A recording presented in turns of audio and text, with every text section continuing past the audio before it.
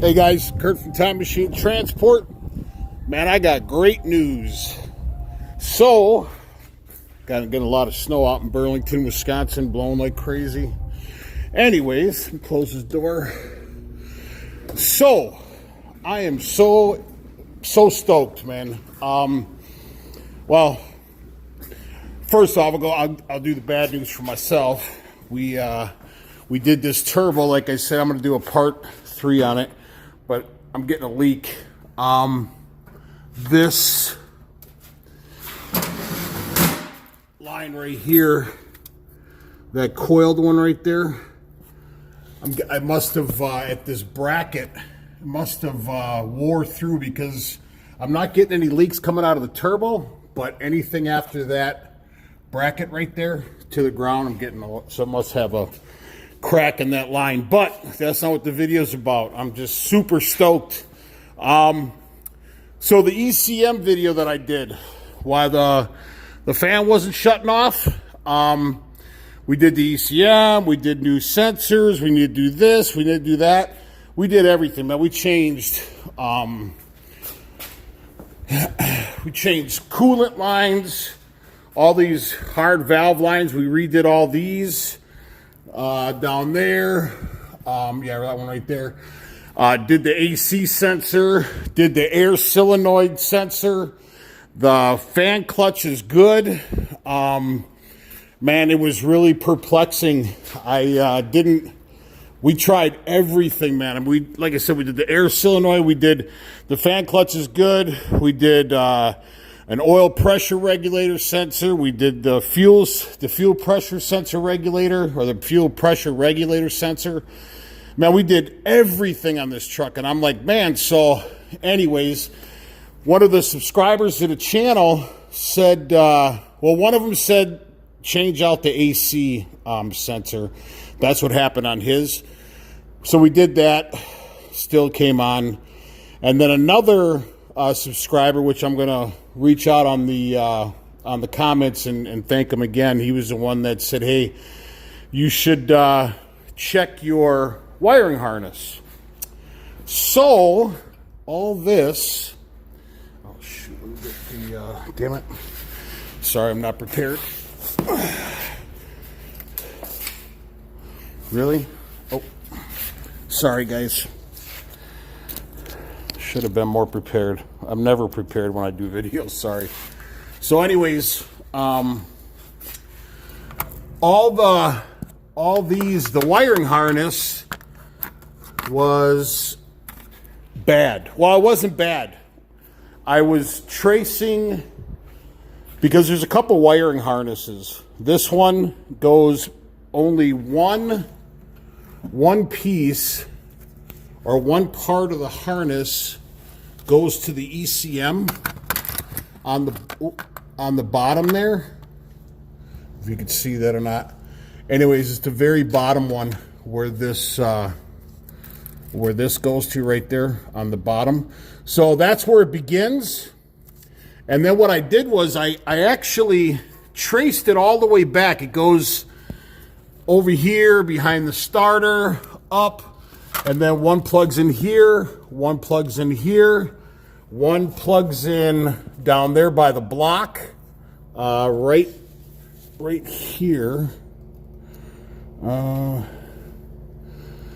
Yeah, right somewhere down here. Anyways, it's underneath there. I can't really get to it. But anyways, one goes there, one goes to the ECM, one goes there, one goes there. And then there was one behind the compressor. Oh, that was super. You got to have a lot of patience if you're going to do this, the wiring harness for the, this is Detroit 60 series, as you guys I'm sure are aware. And then there's other ones that go up behind here. Jacket. And then there's ones that go up in behind here. And then there's one that goes on. There's only your last one. There's like 11 plugs, I think. And the very last one is going to be back here by your your oil pressure regulator. That's the only one that plugs in on the passenger side of the Detroit 60 series on this particular wiring harness. So that's the very last one. That's the only plug on this side is that the oil pressure sensor regulator. That's the only one. Then, so like I said, you have like 11 plugs, I think, 11 or 12. There's a couple of them that weren't used. So like I said, one on the passenger side, one down here underneath the compressor, ECM, one behind the compressor, which is pretty difficult to get to. I thought for a second I was going to have to pull the compressor, thank God. But and I got pretty big hands. So if you have smaller hands, if you could feel the wire going back there, and you could feel where the plug plugs into the sensor. So you just got to have a little bit of patience. And then there's like 3 of them at the side of the rear side of the block. There's 2 or 3 sensors back there.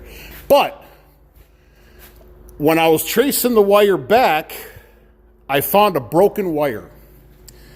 And I was just going to just splice it. But I figured, we're already this far into it. I think this is it right here. Hold on. Sorry, guys. Yep, there it is. So there is the busted wire. I don't know what sensor it was going to, but you could see somebody had already done a splice on it. So my guess is when this dumbass mechanic we had, another dumbass mechanic, Greg Horsfall, when he put the starter in, the guy had literally no finesse. I think when he gorillaed the starter in there, he broke the wire. And because why else would there be a splice all the way back there? So I will guarantee he broke the wire, didn't solder it, didn't splice it, or didn't splice it correctly. So I was just gonna splice it, and it was super tight to do back behind the motor block or on the side back there by the frame. And I was like, I'm gonna have to unplug it, drag the wire all the way out, splice it. It's an old harness. The harness we got it from on eBay again, and it was $249, which isn't bad.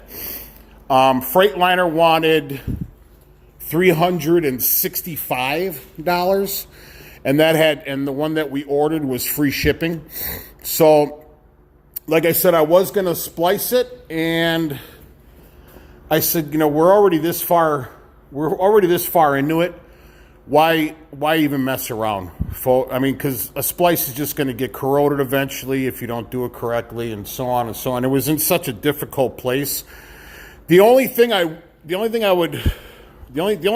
I had about the wire harness that we ordered, I think it was from Delphi or Delco, something anyways.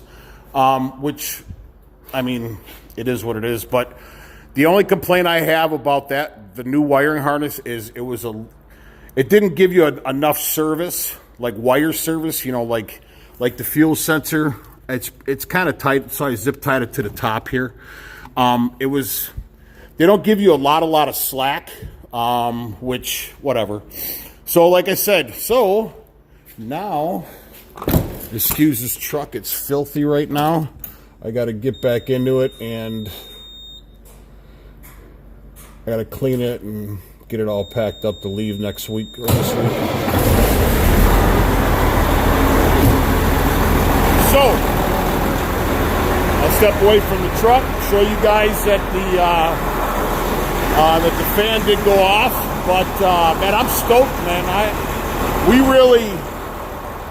really went through hell on this, man. So I would recommend anybody that if your fan is staying on and you did the air solenoid sensor, or the air solenoid switch, I think it's called, the air solenoid switch, that they say that's the very first thing to do, is check your air solenoid. Well, first check to see that the fan clutch is good or bad, and there's a way to do it. If you turn, I'll do it once we check to see that the fan's off. But there's certain ways to check to make sure that your fan clutch is good or bad. So if your fan's staying on, the very first thing to do is, I'll show you in a second, as soon as I show you that the fan, oh, there it is, stop. I'll explain it now. So yeah, and of course it's moving a little bit because that's air, but it shut off, man. I'm stoked. I'm super stoked. So anyways, so I'm happy, man. Anyways, so the way they say to check for your fan clutch is if the truck is in the off position and you can't move your fan blade like I'm doing now, it won't move. Then you put your key in the on position and your fan should spin. That means your fan clutch is good. So again, truck off and truck on. That's your very first thing you're going to want to do when you have a fan that will not shut off. If your fan clutch is good and it's still staying on, check your air solenoid switch. Change it out. If it still doesn't shut off, then we changed all kinds of sensors, man. Your AC sensor switch, which is on this particular truck, is right here. Change it out. One of our subscribers said check that, so we did that. Check the wiring, obviously, make sure it's good. And then we did the coolant lines, because that's what these hard coolant lines here. And on this truck, these older ones, they got valves for AC and your heat. So Freightliner thought maybe one of the valves was bad, or maybe we had like a blockage in line. So we changed all three hard lines. And then we changed the fuel pressure regulator sensor or whatever, and this and that. And then that's when we pulled the ECM. We sent it down to that company down in Texas.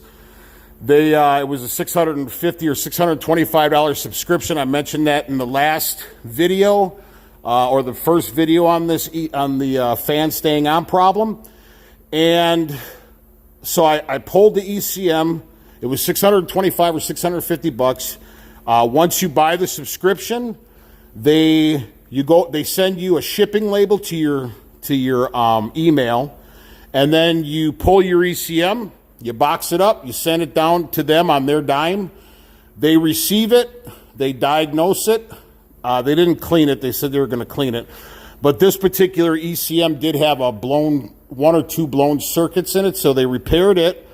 And then they mail it back to us. It was like about a 3 or 4 day turnaround, which wasn't bad. And then when we received it, we put it back in, plugged everything back in. The fan still came on. So that really took the wind out of the sails. So, but the subscription is a lifetime subscription, and I think the name of the company is ECM, I think. And you can go on eBay. There's other companies that offer the same subscriptions. Freightliner wanted like $1,700 for a remanufactured ECM for this truck, and that was without tax. So you're talking another 6% on top of that. So you're talking like $1,800 for a remanufactured ECM.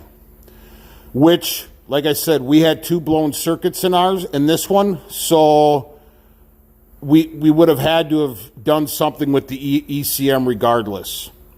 So like I said, I'm not going to reiterate, but the process that I took from the videos I had, and like I said, I'm not a mechanic and I don't pretend to be one, but I try to do stuff myself.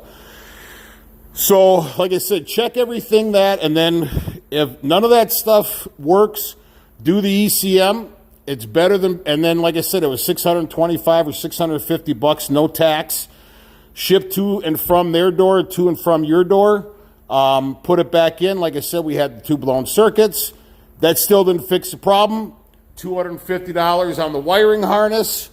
Thank you again to the subscriber. I wish I remembered his name, but I will reach out to him one more time and say thank you. But then, like I said, we had a broken wire, which was all the way back in here. So who would have thought? But like I said, I'll guarantee when Greg put in that starter, his dumbass broke that wire, and he was just an idiot. So anyways, he's the same guy that hooked up the lines wrong on the compressor. I did that in one of the videos, in one of my compressor videos. He hooked up the coolant line to the air line, ran coolant all the way into the air dryer. Dude, he was just a freaking idiot. But anyways, I digress. I apologize. I'm venting. So anyways, I'm stoked, man. I'm stoked. Fan is off. Everything's good. Now I just got to put everything back. Oh, I'll do that. I did another video on the tie rod. But anyways, that's it, man. I hope this video is helpful. And like I said, check everything that we checked. And the harness was key, man. So I hope this finds you well. Please, if you like, and if the video was helpful to you, please like and subscribe to the channel. And God bless. Happy New Year, everybody. Ciao.